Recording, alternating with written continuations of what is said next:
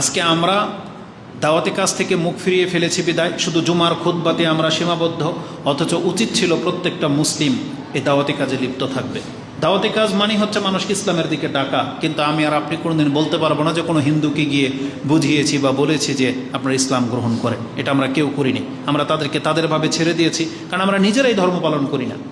আমাদের ম্যাক্সিমাম মুসলিমদের চরিত্র আমরা নিজেরাই ধর্ম পালন করি না, ওদেরকে আর কি দাওয়াত দেব। তো কথা হচ্ছে যে আল্লাহ সুবহানাহু ওয়া তাআলা, আপনার আমার তো দরদ হওয়া উচিত। স্পষ্ট কোরআনে আল্লাহ বলে দিয়েছেন যে কাফেররা জাহান্নামে যাবে, অথচ আমি আর আপনি চোখের সামনে হাজার লাখো কাফের দেখতে পাচ্ছি, অথচ তাদের প্রতি আমাদের কোনো এই সিম্পিতিটা আসে না যে একটু দাওয়াতি কাজ করি বা বলি। হয়তো ও গালি দিবে, ও হয়তো আপনার কথাকে ইগনোর করবে, গালি দিবে, কিন্তু রাসূলুল্লাহ সাল্লাল্লাহু আলাইহি ওয়াসাল্লাম এবং নবীরা এটাই করেছেন, গালি খেয়েছেন, তাদেরকে হত্যা পর্যন্ত করে দেওয়া হয়েছিল, কিন্তু তারা এই দায়িত্ব নিয়ে পৃথিবীতে এসেছেন। যদিও তাদের মতো এই দায়িত্বটা আমাদেরকে দেওয়া হয় নাই, কিন্তু উম্মাহ হিসাবে এটা আমাদের উপরে অনেক বড় একটা দায়িত্ব যে আমরা তাদেরকেও মাঝে মাঝে ইসলামের দাওয়াত দেব, এটা তাকে বলতে হবে। কিন্তু আজকে আমাদের চরিত্র দেখেন, আমরা হিন্দু খ্রিস্টান এদেরকে মুসলিম বানাবো দূরের কথা, ওদের রাষ্ট্রে গেলে আমি আর আপনি নিজেই হিন্দুর মতো হয়ে বসবাস করি, আমি আর আপনি খ্রিস্টান হয়ে বেঁচে থাকি। মুসলিমদের বহু সন্তান আছে যারা খ্রিস্টান হোটেলগুলোতে, রেস্টুরেন্টগুলোতে, তারপরে যেগুলোতে ওই যে হোটেলই তো বলা হয় 5 স্টার 4 স্টার যে হোটেলই, হ্যাঁ, এগুলোতে যারা চাকরি করে তারা মুসলিম পরিচয়হীন হয়ে চাকরি করে। সেখানে নাম মুসলিম হিসাবে পেশ করে না, খুব কম নাম, যদিও হয়তো অতটা প্রভাব ফেলে না, কিন্তু দাড়ি রাখে না, মুছ রাখে না, ওদের মতো প্যান্ট শার্ট, ওদের মতো ড্রেস আপ থাকতে হবে, ওদের মতন কথা বলতে হবে, গুড নাইট গুড মর্নিং এগুলো বলতে হবে, সালামও দিবে না। বরং অধিকাংশ মুসলিমরা দাড়ি ফেলে দেয় শুধুমাত্র চাকরিকে বাঁচানোর জন্য, তার মানে ওদের মতো রূপ নিয়েই বেঁচে থাকে। অথচ ব্যাপারটা ছিল উল্টা, একটা মুসলিম গিয়ে তাদেরকে মুসলিম হওয়ার চেষ্টা করবে, বরং আমরা নিজেরাই অমুসলিমদের মতো হয়ে যাই।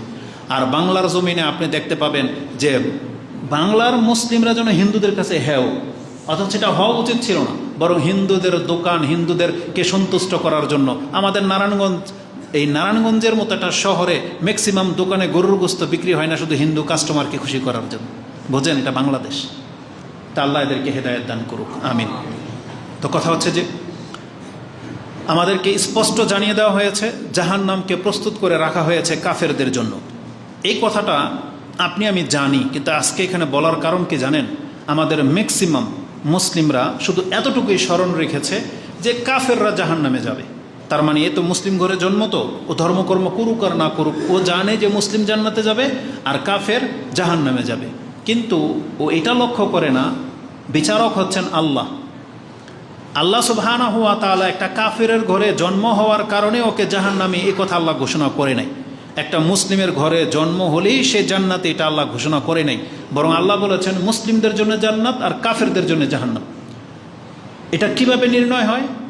জন্মের উপরে না, এটা নির্ণয় হয় তার আমল আখলাকের উপরে, তার বিশ্বাস আর কর্মের উপরে।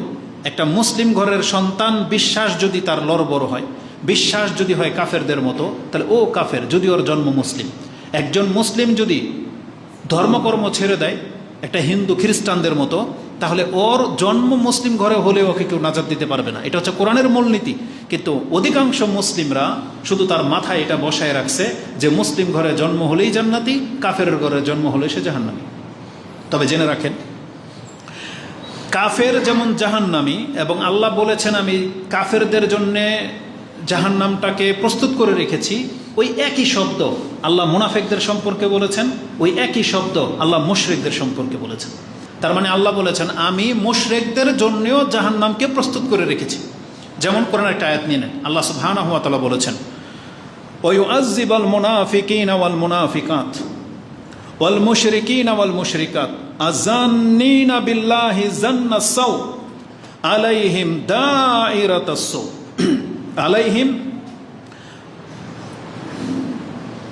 আলাইহিম দাইরাতুস সাউ।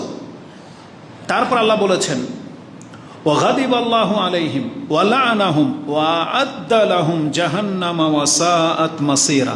আল্লাহ বলেছেন নিশ্চয়ই আমি মুনাফিক পুরুষ এবং মুনাফিক নারীদেরকে, মুশরিক পুরুষ এবং মুশরিক নারীদেরকে, এবং আল্লাহ সুবহানাহু ওয়া তাআলা সম্পর্কে যারা মন্দ ধারণা রাখে তাদের প্রত্যেকের জন্যই আমি কঠিন শাস্তির ব্যবস্থা করে রেখেছি, তাদের উপর আল্লাহর লানত। এবং আল্লাহ বলেছেন ওয়া আ'আদ্দা লাহুম, আমি তাদের জন্য প্রস্তুত করে রেখেছি জাহান্নাম। তাহলে কাফের যেমন জাহান্নামের জন্য সৃষ্টি হয়েছে, তেমনি আল্লাহ বলেছেন মুনাফিক আর মুশরিকদের জন্য আমি জাহান্নামকে প্রস্তুত করে রেখেছি।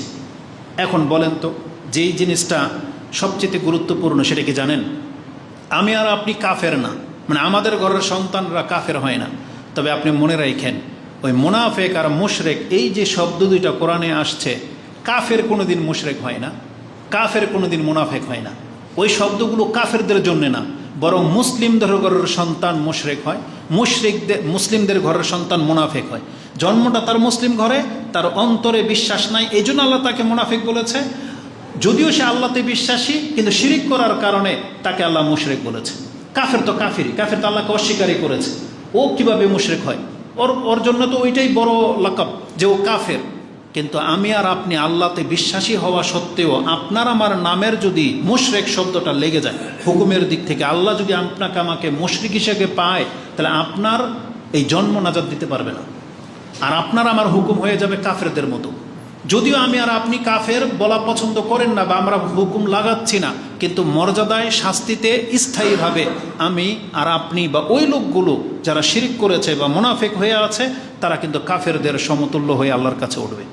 এই জন্য আপনি শুধু শব্দর দিকে ফোকাস করবেন না, বরং আপনি দেখবেন যেই কাজে আল্লাহ জাহান্নামকে প্রস্তুত করে রেখেছেন, আমি আর আপনি ওগুলোর সাথে সম্পর্কযুক্ত আছি কিনা। যদি আমি আর আপনি সম্পর্কযুক্ত থাকি, তাহলে আমাদেরকে কেউ বাঁচাতে পারবে না। এই জন্য আপনাকে আমাকে কি করতে হবে? এই শব্দগুলো থেকে বেঁচে থাকতে হবে। আমি আর আপনি যেন কাফের না হই, আমি আর আপনি যেন শিরিক করে মুশরিক না হয়ে যাই, আমি আর আপনার বিশ্বাসে যেন এমন ত্রুটি দেখা না দেয় যেটা মুনাফিক হয়ে যাওয়ার চান্স আছে। আপনাকে আমাকে এই শব্দগুলো থেকে বেঁচে থাকতে হবে।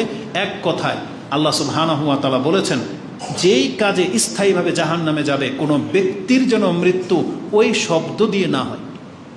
আল্লাহ সুবহানাহু ওয়া তাআলা আমাদেরকে স্পষ্ট ভাষায় বলে দিয়েছেন, এবং প্রত্যেক খুতবায় রাসূলুল্লাহ সাল্লাল্লাহু আলাইহি সাল্লাম সেই আয়াতটি আমাদেরকে স্মরণ করিয়ে দেয়। এবং আল্লাহ সুবহানাহু ওয়া তাআলা বলেছেন, ইয়া আইয়ুহাল্লাযীনা আমানুত্তাকুল্লাহা হাক্কা তুকাতিহি ওয়া লা তামুতুন্না ইল্লা ওয়া আনতুম মুসলিমুন। দেখো তোমরা আল্লাহকে ভয় করে চলো, এবং অন্তত পক্ষে তোমার নামের সাথে যেন মুসলিম শব্দটা লেগে থাকে। একটা পাপী মুসলিম, কিন্তু একটা সৎ লোক যদি মুশরিক হয়, এই মুশরিক শব্দটা যদি লেগে যায় তার নামের সাথে, তাহলে তাকে কেউ বাঁচাতে পারবে না। এই জন্য আল্লাহ বলেছেন, তোমার মৃত্যু যেন অন্তত পক্ষে মুসলিমের উপরে হয়। মুসলিম এই শব্দটা যেন কোনো কারণে যেন কেটে না যায়, এটাকে আমাদেরকে খেয়াল রাখতে হবে। উপরন্ত আপনাদেরকে বলি, যারা মনে করেন যে শুধু কাফের আর মুশরিকই জাহান্নামে যাবে, আপনি ভুলে গেছেন কোরআনের বহু আয়াত। আল্লাহ সুবহানাহু ওয়া তাআলা বলেছেন, ফাসিক যারা পাপ করে, বড় পাপ করে, তাদের জন্য জাহান্নামকে আল্লাহ প্রস্তুত করে রেখেছেন, তারাও জাহান্নামে যাবে। সূরা সাজদাতে আছে, সূরা ইনসানে আছে, সূরা নাবাতে আছে, যেগুলোতে স্পষ্ট ভাষায় প্রমাণ হয় যারা পাপ করবে তারাও জাহান্নামে যাবে, আল্লাহ তাদের জন্য প্রস্তুত করে রেখেছেন। যেমন কোরআনে সূরা, আজকে সকালে যেহেতু পড়ছিলাম ওই আয়াতটা এখানে নোট করি নাই, কিন্তু যখন আজকে সকালে ফজরে সেই আয়াত পাঠ করা হলো তখন বুঝতে পেরেছি যে ওখানে আছে। যেমন 17-18 নম্বর আয়াতগুলোতে আল্লাহ কি বলেছেন, আফামান কানা মুমিনান কামান কানা ফাসিকা লা ইয়াস্তাউন। মুমিন আর ফাসিকরা কি সমান? না, তারা সমান না। উচিত ছিল, যেহেতু আল্লাহ এখানে ঈমানকে এনেছেন, ঈমানের এগেইনস্টে কাফের শব্দটা আনতে হইতো। মানে আল্লাহ বলতেন আফামান কানা মুমিনান কামান কানা কাফিরা, কিন্তু আল্লাহ কাফেরা বলেনি, আল্লাহ বলেছেন ফাসিকা। তার মানে মুসলিম কি ওই কাফের মানে পাপীদের মতো সমান? তার মানে আল্লাহ বলতে চাচ্ছে যে মুসলিম তো পাপী হয় না, মানে মুসলিমরা তো পাপ করতে পারে না, পাপ তো কাফেররা করবে। তো এটা খুবই সেন্সিটিভ ব্যাপার যে আল্লাহ বলেছেন মুসলিমরা পাপীদের মতো হয় না। আল্লাহ মুসলিমদেরকে পাপীদের চেয়ে আলাদা করতে চেয়েছেন, কিন্তু আমরা ম্যাক্সিমাম মুসলিমরাই পাপী। তারপর আল্লাহ সুবহানাহু ওয়া তাআলা বলেছেন, ফাম্মাল্লাযীনা ফাসাকু, নিশ্চয়ই যারা পাপী তাদের জন্য আমি জাহান্নামকে প্রস্তুত করে রেখেছি, যেটা আপনি 19-20 নম্বর আয়াতে পেয়ে যাবেন।